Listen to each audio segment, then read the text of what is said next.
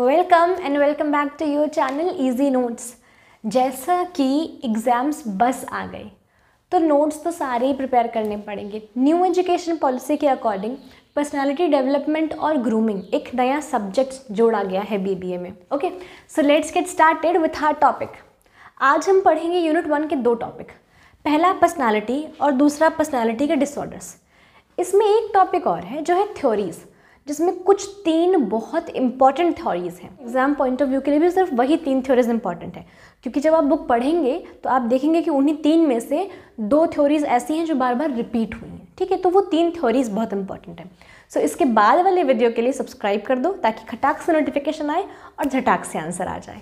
ठीक है, सो let's get started. अभी हम देखेंगे व्हाट इज़ पर्सनालिटी। पर्सनालिटी क्या होती है? तो देखो, personality can be defined as the factor specifically psychological. जब भी आप पर्सनालिटी की बात करो ना तो फैक्टर के पहले साइकोलॉजिकल लगा देना। ठीक है, personality can be defined as a psychological factor which determines and reflect how a person will respond to its environment। अब देखते हैं इसका मतलब, अंग्रेजी तो बहुत झाड़ ली। पर्सनालिटी एक ऐसा साइकोलॉजिकल फैक्टर है, मतलब एक ऐसी मानसिक स्टिमुलस का मतलब एक ऐसा रिस्पॉन्स या रिएक्शन है किसी भी इंसान का जो वो अपने इन्वायरमेंट को देता है। वेदर गुस्सा हो उसका, वेदर उसका प्यार हो, वेदर उसकी अंडरस्टैंडिंग हो, वेदर उसकी थिंकिंग हो, एनीथिंग। अब हम पर्सनालिटी में पढ़ेंगे 5 चीज़ें: नेचर, उसके टाइप्स, फंक्शन, ऑब्जेक्टिव और सिग्निफिकेंस। पर्सनालिटी का नेचर क्या होगा? सबसे पहले हर इंसान अपने आप में यूनिक होता है। अच्छा बुरा तो भगवान जाने, पर हर इंसान अपने आप में यूनिक होता है। ठीक है, तो सबसे पहला नेचर जो है कि यूनिक, पर्सनालिटी इज़ यूनिक। देखो, पर्सनालिटी आगे कैसे डेवलप होती है? या तो उसने माँ बाप से ली होगी, या घर वालों से, या दादी बाबा से, व्हाट्सोएवर, या उसने बाहर से सीखा होगा। तो पर्सनालिटी कैन बी लर्नड और कैन बी एक्वायर्ड, ये नेचर हो गया। ठीक, personality can be a result of hereditary, या तो माँ बाप से आई होगी कोई चीज़ ऐसी, कोई ऐसा बिहेवियर, कोई ऐसी आदत, या तो दैट कैन बी इन्वायरमेंटल। ठीक है, अगर मान लीजिए आपके आसपास ऑलमोस्ट हर लोग, अब जैसे एग्जांपल ले लो बिहार का, बिहार में ऑलमोस्ट लोग ये कैपेबिलिटी रखते हैं कि they can be IAS IPS, मतलब UPSC क्लियर कर सकते हैं। क्यों? क्योंकि वहाँ का इन्वायरमेंट इस तरीके से ढाला हुआ है। पर्सनालिटी राइट और रॉन्ग का डिफरेंस बताती है हमें। ठीक है, पर्सनालिटी किसी भी इंसान को हर इंसान से अलग करती है, इंडिविजुअल डिफरेंस शो करती है। जो जैसा है उसी की वजह से वो यूनिक है, तो पर्सनालिटी डिफरेंशिएटर होती है। ठीक है, ये कुछ नेचर थे पर्सनालिटी के। अब आते हैं ऑब्जेक्टिव्स पे। टाइप्स और फंक्शंस पे भी आ रही हूँ क्योंकि उसमें एक लॉजिक और ट्रिक है जो कभी भूलोगे नहीं, इसलिए पहले ऑब्जेक्टिव्स और सिग्निफिकेंस खत्म करते हैं। ऑब्जेक्टिव क्या होगा? पर्सनालिटी क्यों होती है? ताकि हम सही और गलत के बीच का फ़र्क देख सकें। क्या आपको नहीं पता कि दुनिया में गलत होता है? क्या आपको नहीं पता कि there are terrorist and there are some people doing wrong, there are thieves? तो वो डिफरेंशिएटर ही तो है ना कि सही क्या है और गलत क्या है। ठीक है, ओके, तो हम सही और गलत के बीच का डिफरेंस निकाल पाते हैं। सबसे पहला ऑब्जेक्टिव क्या है? To differentiate between right and wrong. ठीक है, सेल्फ अंडरस्टैंडिंग। पर्सनालिटी हमें खुद की अंडरस्टैंडिंग देती है। क्या हमारी बचपन में कोई पर्सनालिटी होती है?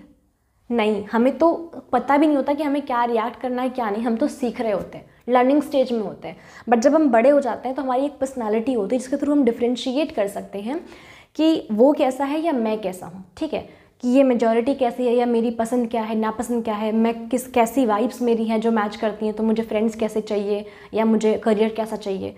तो पर्सनालिटी हमेशा सेल्फ अंडरस्टैंडिंग दिलाती है, सेल्फ कॉन्फिडेंस दिलाती है। अगर आपको सेल्फ अंडरस्टैंडिंग है कि आप कैसे हैं तो आप 100% कॉन्फिडेंट होंगे कि मैं ये काम करूँगा तो ही मैं आगे जाऊँगा, क्योंकि मुझे यही पसंद है, मेरी पर्सनालिटी इसी को सूट करती है। ठीक है, ये पर्सनालिटी का ऑब्जेक्टिव होता है, इसी वजह से इंसान पर्सनालिटी को डेवलप करता है। सिग्निफिकेंस क्या होगा?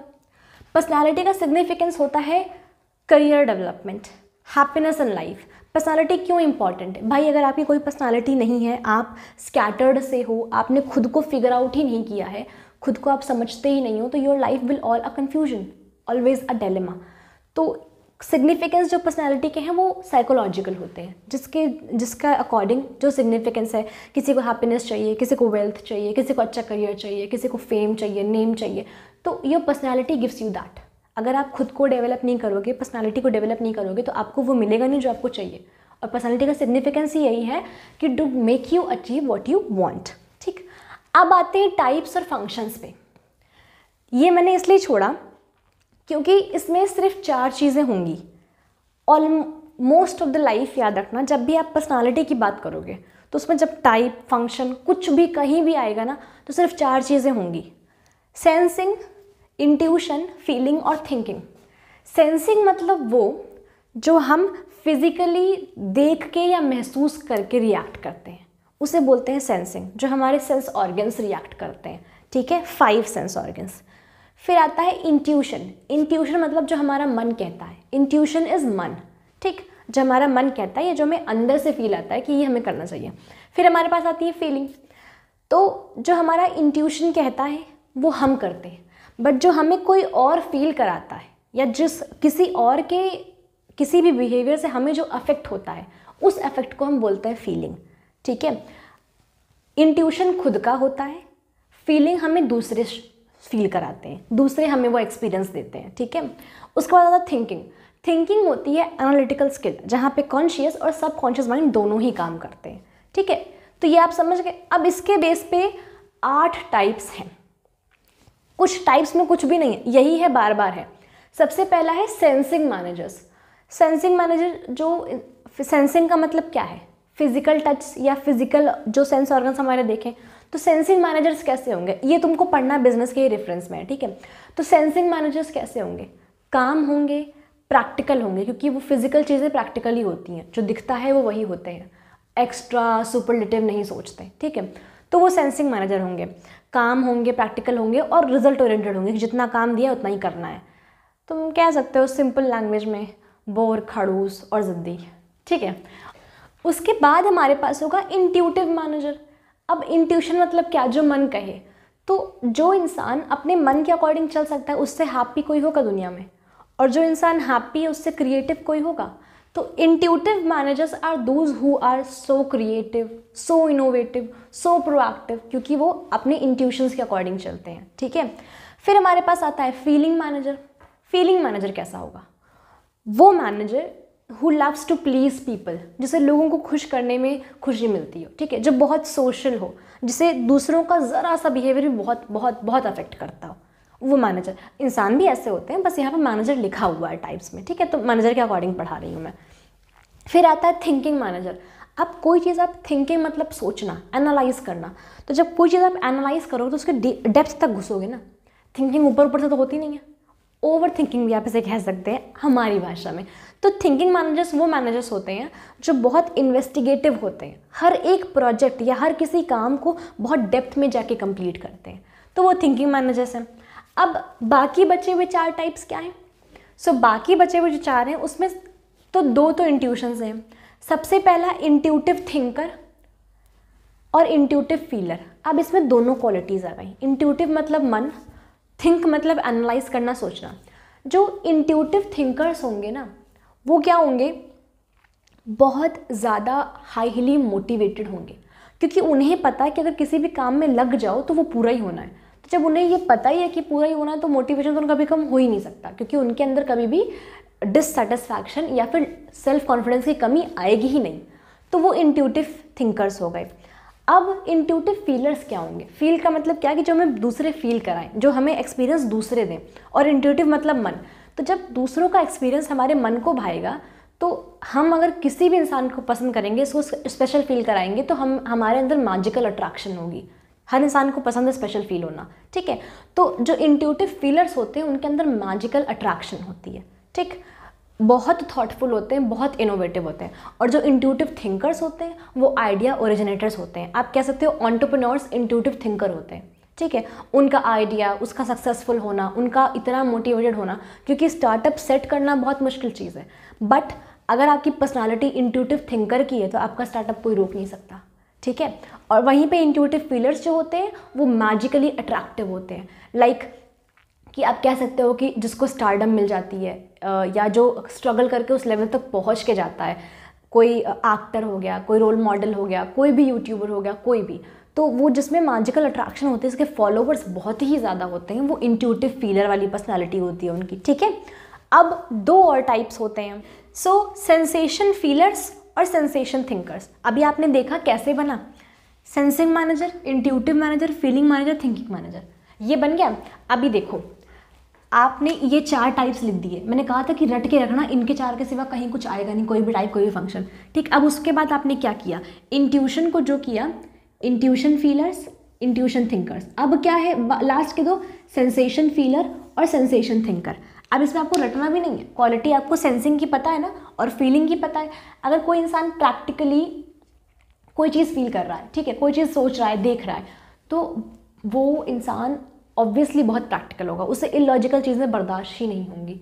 तो वो सेंसिंग फीलर्स है, मतलब वो जो प्रैक्टिकल चीज़ को फील करे, जिनके लिए इम्प्रैक्टिकल चीज़ कुछ भी ना हो। अब जैसे कि कहीं कहीं लाइक कि अभी हम कहते हैं जो हमारे आयरन मैन है इंडिया के, सरदार वल्लभ भाई पटेल, जब उनको अपनी वाइफ की डेथ का जो मैसेज आया था उसके बावजूद उन्होंने अपनी हियरिंग कंटिन्यू करके रखी थी, तो वो उनकी पर्सनैलिटी क्या थी, उनकी पर्सनैलिटी थी सेंसिंग फीलर्स, मतलब वो कंप्लीटली प्रैक्टिकल थे। ऑल्दो उन्हें दुख हुआ क्योंकि इंसान ही तो है, बट वो इतने प्रैक्टिकल थे कि उन्हें पता था कि जो हो गया वो हो गया, now anything can't be undone, तो उन्होंने अपनी ड्यूटी को आगे रखा। तो वो सेंसेशन फीलर्स होते हैं, बहुत ज़्यादा प्रैक्टिकल होते हैं। ये वही लोग होते हैं जो ज़िद्दी होते हैं, अड़े होते हैं तो अड़े होते हैं, ठीक है। अब उसके बाद है हमारे पास सेंसिंग थिंकर, जो सेंसिबल भी हो और सोचता भी अच्छा हो, बट ऑब्वियसली उसकी थिंकिंग पावर अगर इतनी अच्छी है तो उसके डिसीजंस बहुत स्ट्रांग होंगे। तो जो सेंसिंग थिंकर्स होते हैं वो बहुत स्ट्रांग डिसीजन लेते हैं। मोदी जी को आप कह सकते हैं, बट जो मोदी जी का फॉलोवर नहीं वो पत्थर नहीं मारना मुझे, ठीक है।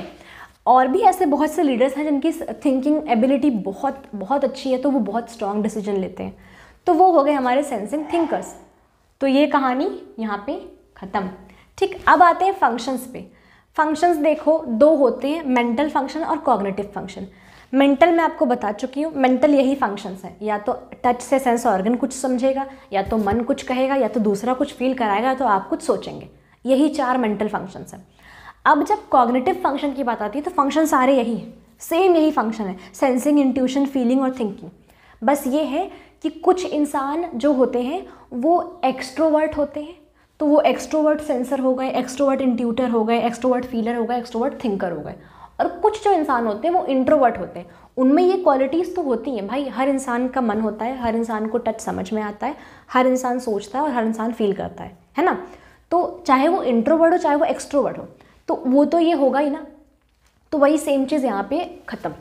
सिर्फ 4 चीज़ें हैं जिन्हें दिखाया इतना बड़ा गया है, 8 टाइप कर दिए हैं, 2-2 करके फंक्शंस कर दिए, कुछ भी इसमें नहीं है, कुछ भी नहीं है। जो ट्रिक बताइए ये 4 चीज़ें याद रखो और इनका मतलब क्या है वो याद रखो, कभी गलत नहीं होगा, कभी कॉपी खाली नहीं जाएगी, ठीक है। अभी आते हैं पर्सनालिटी के डिसऑर्डर पे। देखो ये दुनिया ऐसी है कि यहाँ हर किसी को डिप्रेशन है, तो पर्सनालिटी का डिसऑर्डर पढ़ाने का इतना कोई खास मोटिव नहीं है, बट यस इसमें जो टाइप्स ऑफ डिसऑर्डर हैं वो 3 टाइप में बांटे गए हैं, तो आप उन्हें बस देखो, बाकी आपको पता है कि ट्रीटमेंट क्या है और वजह क्या है। ये इंसानों से बेहतर कोई नहीं जानता, क्योंकि ये इंसानों की ही बीमारी है, ठीक है, उन्हीं ने ली है और उन्हीं को किसी ने दी है।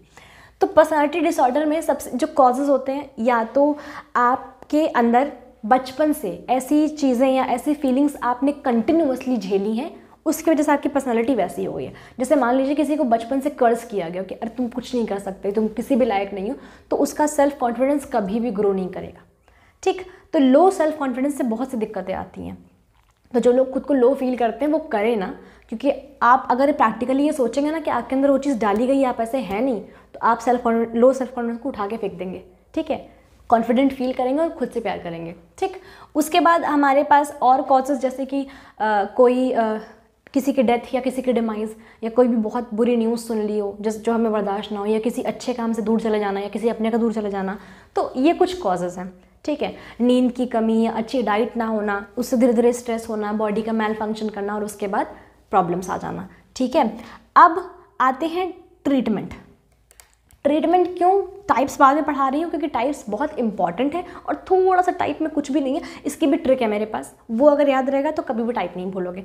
ट्रीटमेंट में कुछ नहीं, या तो आप दवाइयाँ लो जिनके साइड इफ़ेक्ट्स होने ही होने, या तो आप एक्सरसाइज और योगा के साथ जाओ जिनके साइड इफ़ेक्ट्स बिल्कुल नहीं हैं और कुछ टाइम के बाद जड़ से ख़त्म हो जाती हैं चीज़ें। एंड थर्ड मोस्ट इंपॉर्टेंट चीज़, मेंटली खुद को प्रिपेयर करो कि you are okay, and literally prepare करो, ये नहीं कि बस बता रहे हो। तो यही 3 ट्रीटमेंट हैं। अब 3 टाइप्स के होते हैं डिसऑर्डर, क्लस्टर ए, क्लस्टर बी और क्लस्टर सी। क्लस्टर सी के जो डिसऑर्डर होते हैं ना, वो हमारे अंदर इनहेरिट होते हैं क्योंकि हमें लोगों ने वैसा फील करा होता है। लाइक कि अगर किसी को स्टेज फियर है, किसी को एग्ज़ाम फियर है, तो वो कुछ भी हो जाए वो पब्लिक स्पीकिंग नहीं कर पाएगा, कुछ भी हो जाए वो एग्ज़ाम में कितना भी पढ़ के जाए वो नहीं लिख पाएगा, क्योंकि वो उसके एंग्शियस फियर्स है। तो ये डिसऑर्डर ही है पर्सनालिटी का, क्योंकि एक नॉर्मल जो ह्यूमन बीइंग की पर्सनालिटी होती है उसके अंदर डर नहीं होता है किसी चीज़ को लेकर, डर उसके एक्सपीरियंस से बनता है। ठीक है, तो ये क्लस्टर सी हो गया जो एंग्शियस डिसऑर्डर। क्लस्टर बी क्या होता है? Dramatic disorder. ड्रामेटिक मतलब ऐसा इंसान जो ओवर रिएक्टिव हो, ठीक है, हर चीज़ को एग्जैजरेट कर, ऐसा कोई बचपन से नहीं होता, वो इनकलकेट कर लेता है अपने अंदर ये डिसऑर्डर। हो सकता है कि उसे अटेंशन ना मिली हो प्रॉपर बचपन में, या हो सकता है कि उसे ऐसा फील कराया गया हो कि तुम क्राउड में इतने खोए हुए हो कि तुम्हें कोई नोटिस ही नहीं करता, तो उस वजह से इंसान के अंदर एक डिसऑर्डर डेवलप होता है, इसे बोलते हैं ड्रामेटिक डिसऑर्डर, क्लस्टर बी का डिसऑर्डर। लाइक कि वो हर बात पे एग्जैजरेट करेगा, जल्दी रोएगा, हर बात से जल्दी अफेक्ट होएगा, ठीक है, और अटेंशन सीक करना चाहेगा। टाइप ए के डिसऑर्डर होते हैं उसे हम बोलते हैं एसेंट्रिक डिसऑर्डर, मतलब ऐसा इंसान जो अपने आप को बहुत ज़्यादा रिजर्व्ड कर ले, हर किसी से डिसकनेक्टेड फील करे, ऐसा फील करे कि there is no one who can understand him और हर, तो वो होते हैं एसेंट्रिक डिसऑर्डर। जिसमें फाइनेंशियल मैनेजमेंट में जरा से भी ऊंच नीच हो रही है वो इधर चला जाए, अगर वो साइंस वाला है तो उसे बिल्कुल समझ आ जाएगा, और अकाउंट्स वाला तो उसे बहुत समझ आ जाएगा। और जिस चैनल को सब्सक्राइब करके हर एक नोटिफिकेशन चाहिए ताकि नोटिफिकेशन आए झटाक से और आंसर हो फटाक से, तो वो सब्सक्राइब कर ले and stay tuned to us.